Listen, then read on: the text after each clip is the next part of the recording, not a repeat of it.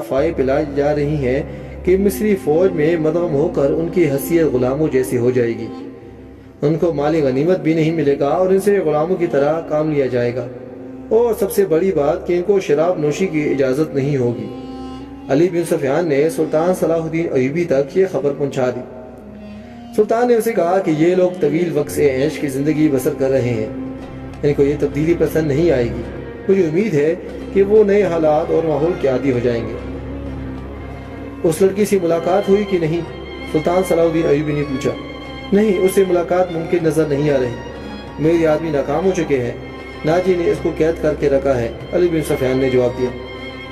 رات ابھی تاریک ہوئی تھی، زکوی اپنے کمرے میں تھی، ناجی اور عرش ساتھ والے کمرے میں تھے۔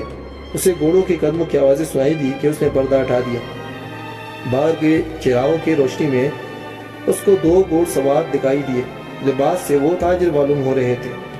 گھوڑوں سے اتر کر وہ ناجی کے کمرے کی طرف بڑھے تو ان کا چال بتا رہی تھی کہ یہ تاجر نہیں ہے۔ اتنے میں عرش باہر نکلا، دونوں گھوڑ سوار اس کو دیکھ کر رکے اور عرش کو سپاہیوں کے انداز سے سلام کیا۔ عرش نے ان کے گرد گھوم کر ان کا جائزہ لیا اور پھر کہا کہ اپنے ہتھیار دکھاؤ۔ دونوں نے پھرتی سی چوے کولے اور ہتھیار دکھا دیے۔ ان کے پاس چھوٹی چھوٹی تلواریں اور ایک نیزہ تھا، اور عرش ان کے کمرے کے اندر 15-20 قدم دور ایک سیاہ سایہ بھی چلا جا رہا تھا۔ وہ کوئی انسان ہو سکتا تھا، لیکن سیاہ لبادے میں لپٹے ہونے کی وجہ سے کوئی بھوت ہی لگ رہا تھا۔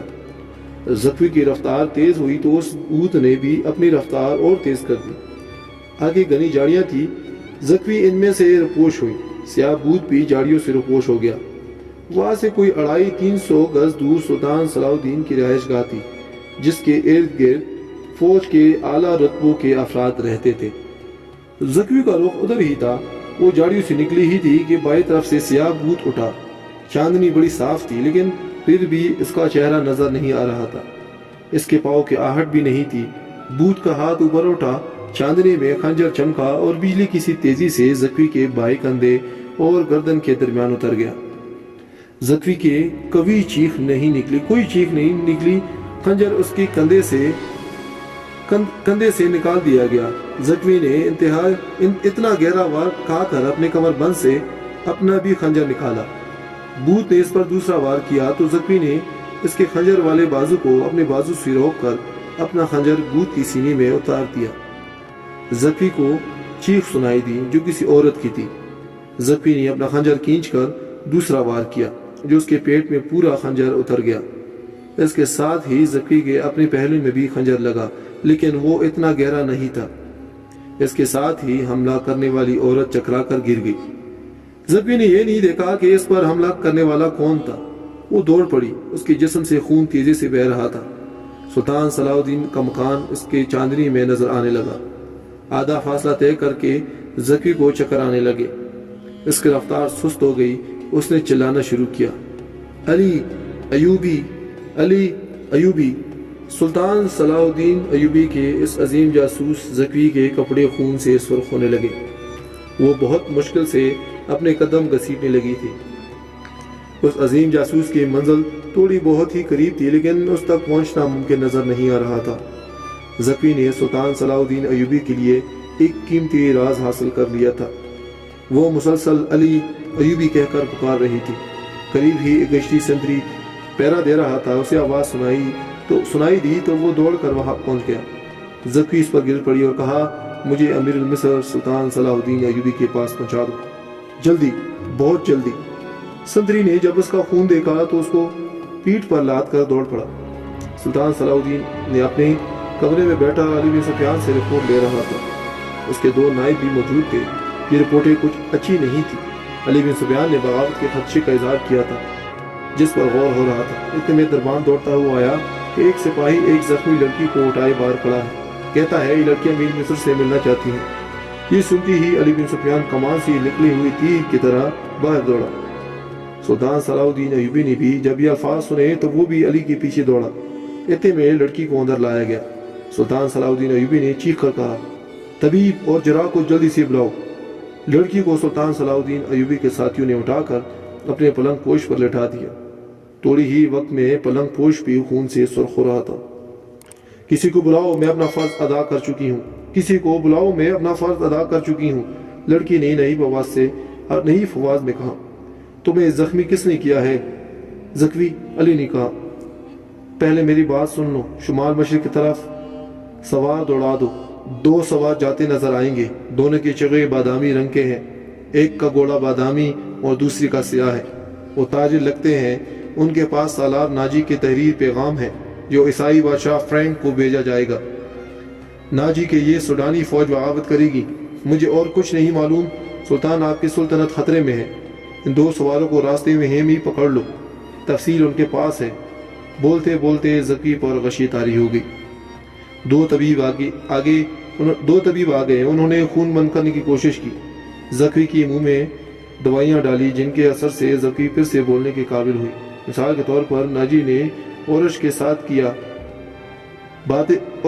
کیا باتیں کی، ناجی نے زکی کو کیسے اپنے کمرے میں جانے کو کہا، ناجی کا غصہ اور باغ دوڑ 2 سواروں کا آنا جانا وغیرہ۔ پھر اس نے بتایا کہ اس کو یہ علم نہیں کہ اس پر حملہ کرنے والا کون تھا، وہ موقع موضوع دیکھ کر ادھر ہی آ رہی تھی کہ پیچھے سے کسی نے خنجر گم کیا، اس نے اپنا خنجر نکال کر اس پر حملہ کیا۔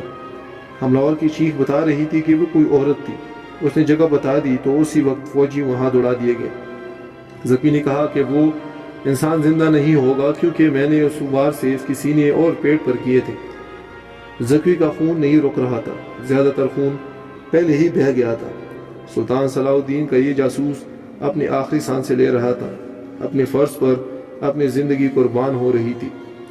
زکی نے امیر مصر سلطان صلاح الدین کا ہاتھ پکڑا اور چوم کر کہا، اللہ آپ کو اور آپ کی سلطنت کو سلامت رکھے، آپ شکست نہیں کھا سکتے، مجھ سے زیادہ کوئی نہیں بتا سکتا کہ سلطان صلاح الدین ایوبی کا ایمان کتنا پختہ ہے۔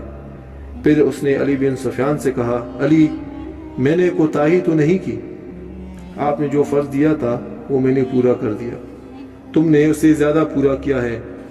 ہمارے تو وہم گمان میں بھی نہیں تھا کہ ناجی اتنی خطرناک حد تک کارروائی کر سکتا ہے اور تمہیں جان کی قربانی دینی پڑے گی، میں نے تم کو صرف مخبرے کے لیے وہاں بھیجا تھا۔ علی بن سفیان نے کہا، اے کاش میں مسلمان ہوتی۔ زکی نے کہا، اس کے آنسو نکل آئے، میرے اس کام کا جو بھی معاوضہ بنتا ہے وہ میرے اندھے باپ اور سدا بیمار ماں کو دینا، جن کی مجبوریوں نے مجھے 12 سال کی عمر میں رقاصہ بنا دیا۔ زکی کا سر ایک طرف ڈھلک گیا، آنکھیں آدھی کھلی ہوئی تھی اور اس کے ہونٹ آدھی نیم داں مسکرا رہے تھے۔ طبیب نے نبض پر ہاتھ رکھا اور سلطان کی طرف دیکھ کر سر ہلا دیا۔ زکی کی روح اس کے زخمی جسم سے آزاد ہوئی تھی۔ ایک غیر مسلم نے اسلام کی عظمت اور سلطان سے وفاداری کی خاطر جان قربان کر دی۔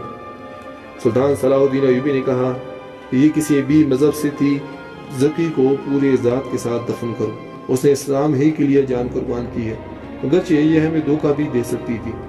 دربار نے اندر آ کر کہا کہ باہر ایک عورت کی لاش آ گئی ہے۔ جب دیکھا گیا تو وہ ایک 1.5 عورت کی لاش تھی، جائے وقوع سے 2 خنجر ملے تھے۔ اس عورت کو کوئی نہیں پہچانتا تھا، یہ ناجی کے حرم کی ایک ملازمہ تھی جس کو انعام کے لالچ نے زکی پر حملہ کرنے پر مجبور کیا۔ رات کو ہی زکی کو فوجی اعزاز کے ساتھ سپرد خاک کیا گیا اور ملازمہ کی لاش گڑھا کھود کر دفنا دی گئی۔ دونوں کو نہایت خفیہ انداز سے دفنا دیا گیا۔ جب تدفین ہو رہی تھی تو سلطان صلاح الدین نے نہایت اعلیٰ قسم کے 8 جوان گھوڑے منگوائے گئے۔ ان کو علی بن سفیان کے کمان میں ناجی کے ان 2 گھوڑ سواروں کے پیچھے دوڑا دیا گیا جو ناجی کے تحریری پیغام عیسائی بادشاہ کو پہنچا رہے تھے۔ لیکن زکی کون تھی؟ وہ مراکش کے ایک رقاصہ تھی، کسی کو بھی معلوم نہیں تھا کہ اس کا مذہب کیا تھا، وہ مسلمان نہیں تھی، وہ عیسائی بھی نہیں تھی۔ علی بن سفیان سلطان کے جاسوس اور سراغ رسانی کا سربراہ تھا اور اسے دوسروں کے راز معلوم کرنے کے کئی ڈھنگ اختیار کرنے پڑتے تھے۔ سلطان صلاح الدین اس کو اپنے ساتھ مصر لایا تھا۔ یہاں آ کر معلوم ہوا کہ یہاں کا سالار ناجی نہایت ہی شیطان اور سازشی ہے۔ اس کے اندرونی حالات معلوم کرنے کے لیے علی نے جاسوسوں کا ایک جال بچھا دیا۔